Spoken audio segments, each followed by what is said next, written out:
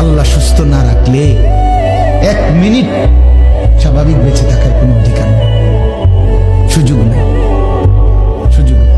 সেদিন আমার 1 সপ্তাহ হয়, আমার বাসার পাশের এক ছেলে, 22-23 বছরের ছেলে, তাগড়া ছেলে, 23 বছর বয়স, চাঁদের মতো চেহারা, তার ফুটফুটে চেহারা, লম্বা সুন্দর চেহারা, একটা প্রাইভেট ইউনিভার্সিটিতে পড়ে।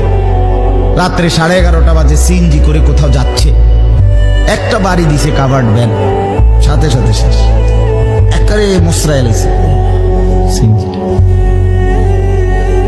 পরের দিন জোহরের পরে তার জানাজা হইছে, আমিও জানাজা পড়ছি।